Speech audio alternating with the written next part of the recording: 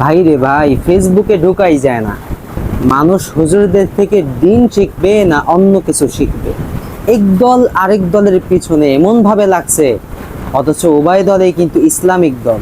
কি হয়েছে দেখেন, মৌলানা মামুনুল হক হাফিজাহুল্লাহ, আমি তাকে একজন বড় মুহাদ্দিস এবং বড় রাজনৈতিক নেতা হিসেবে সেলুট জানাই। কিন্তু তিনি যেই কাজটি করেছেন, তার উচিত ছিল যে পিছনে আমাদের মধ্যে যা কিছু হয়েছে সব কিছু ভুলে গিয়ে ঐক্যের কথা বলা। কিন্তু তিনি ফেসবুকে এমন একটা স্ট্যাটাস দিয়েছেন যা এই দুটো ইসলামিক দলের মধ্যে আরও দ্বন্দ্ব তৈরি করে দিয়েছে। তিনি বলেছেন যে জুলাইতে রাজনৈতিক দলের পরোক্ষ কোনো ভূমিকা ছিল না, যারা ছিল তাদেরকে হাসিনা এরকম ভয়ও পাইতো না, বা তাদের ওই আন্দোলন হাসিনার কোনো কিছু করতে পারে নাই, এমন একটা কিছু বুঝিয়েছেন। আসলে দেখেন, এই যে আপনার ভিতরগত একটা কথা, এটা ফেসবুকে জাহির করে প্রকাশ করে মানুষের মধ্যে, বিশেষ করে কওমি ছাত্রদের মধ্যে দ্বন্দ্ব লাগানোর কি কোনো কারণ ছিল? এই বিতর্কিত বিষয়গুলো টেনে না এনে ঐক্যের কথা বলাটা উত্তম ছিল না? কিন্তু যদি একজন রাজনৈতিক লিডার তিনি এই ধরনের কথা বলেন, এই ধরনের স্ট্যাটাস দেন, তাহলে অন্যরা কি করবে বলেন? তার কথার উত্তরে মুফতি রেজাউল করিম হাফিজাহুল্লাহ তিনি লিখেছেন যে আপনি এই যে কৌশলগত কথা বলেছেন, যে আমরা কৌশল অবলম্বন করে সরাসরি রাজনৈতিক নেতারা জুলাই আন্দোলনে মাঠে নামি নাই, বরং কর্মীদেরকে নামিয়েছি। যদি বিষয়টা এমনই হয়তো, তাহলে হাসিনা যদি কোনো মতে টিকে যেত, তাহলে ওই যে যেই দলটির কথা আপনি বলেছেন যে যারা জুলাইতে সরাসরি মাঠে নেমেছে তারা ভুল করেছে, আজকে যদি হাসিনা ক্ষমতায় টিকে যেত, ওই চরমনাই পীর আর নায়েবে আমিরকে জেলে থাকা লাগতো, গ্রেফতার হতে হতো। কেন? তিনি এমন একটা স্লোগান দিয়েছেন যা আপনারাও প্রচার করেছেন, যে ওই নরপিচাস তুই আমার সন্তানদের বুকে কেন গুলি করলি।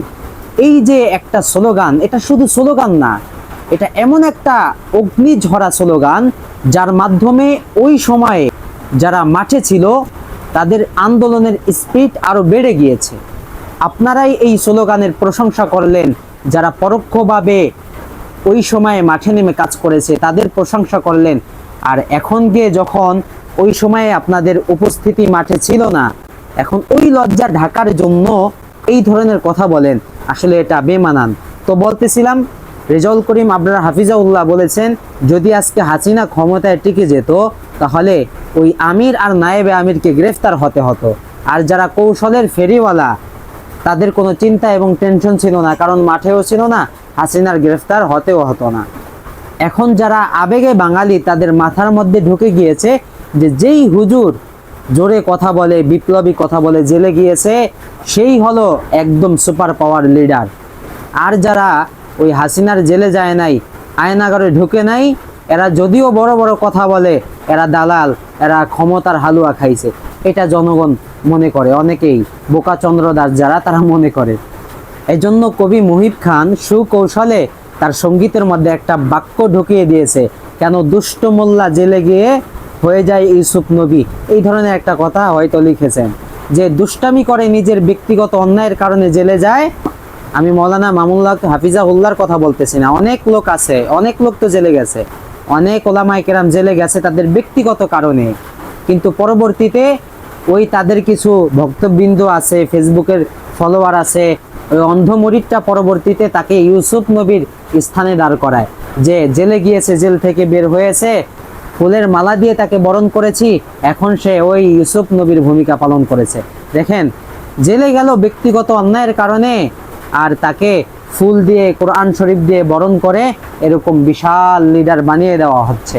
আর মানুষজন তার ভিতরগত অবস্থা, তার কাঠামোগত অবস্থা কিছুই দেখছে না। দেখছে যে ওমকে জেলে গেছে, সত্য কথা বলতে গিয়ে জেলে গেছে, ইনি হচ্ছে হকপন্থী আলেম। আসলে এটা হওয়াটা কাম্য না। আমাদেরকে সচক্ষে, চর্মচক্ষে দেখতে হবে যে কে হকের উপর আছে, কার আদর্শটা রাসূলুল্লাহ সাল্লাল্লাহু আলাইহি ওয়াসাল্লামের আদর্শ অনুযায়ী মিলে যাচ্ছে, আমি তাকে অনুসরণ করব। হ্যাঁ, তাকে ভালো লাগলো না বলে তার সমালোচনা করব, সারাদিন তার গীবত গাবো, এমনটা হবে কেন? এমনটা হবে কেন? আমরা তো মানুষকে দিন শেখাই, এমনটা হবে কেন?